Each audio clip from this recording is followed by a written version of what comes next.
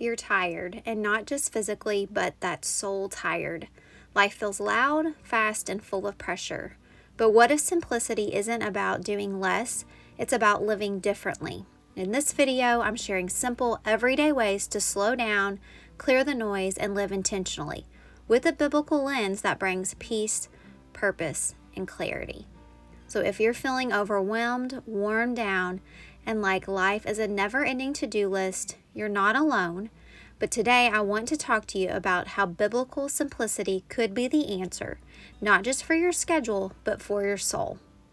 I'm Anna, and I'm so glad you're here. I help purpose-driven women live with intention right where they are through the biblical truth and practical steps.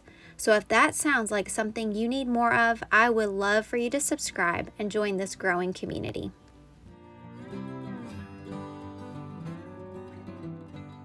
Let's get right into those 5 simple biblical ways to simplify your life. Number 1, start with stillness.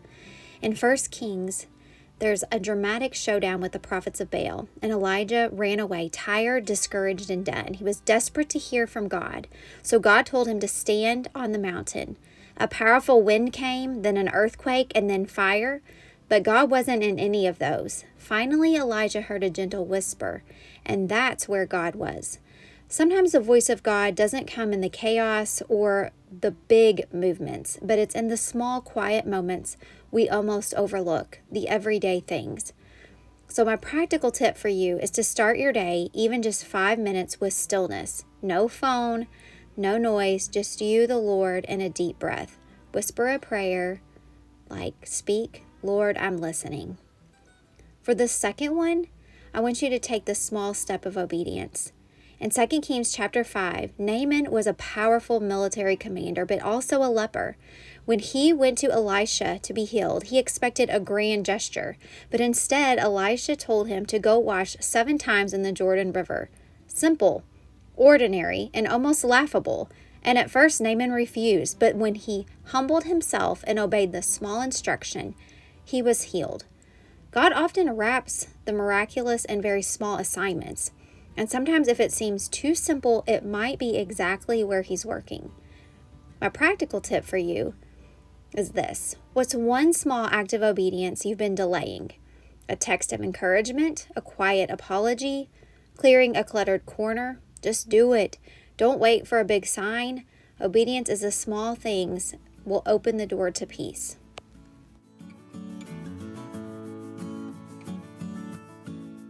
Pointer number 3 is to embrace rest as a command and not a luxury. In Matthew 11:28, Jesus said, "Come to me, all who are weary and burdened, and I will give you rest." Not hustle, not achievement, just come. His rest is available, but we often resist it, thinking we have to earn it or clean up first. But rest isn't a reward for finishing your to-do list. It's a reminder that your worth isn't tied to your productivity. So as your practical step to practice, remember about the Sabbath. You don't have to make the whole day a Sabbath, but most of your day. So rest, stop striving, light a candle, make a cozy dinner. Don't work, just enjoy being God's child. Number 4, declutter your digital life to hear more clearly. In Romans 12:2, God says, "Do not conform to the pattern of this world, but be transformed by the renewing of your mind." Renewing your mind requires space, mental space, spiritual space, heart space. But if we're constantly scrolling, comparing, consuming, there's just no room left for renewal. Your phone shouldn't be the loudest voice in your day. So as your practical tip, try something like a digital sunset. 1 hour before bed, no phone, no emails, just unwind with something quiet, scripture, journaling, or silence. Give God the last word of your day.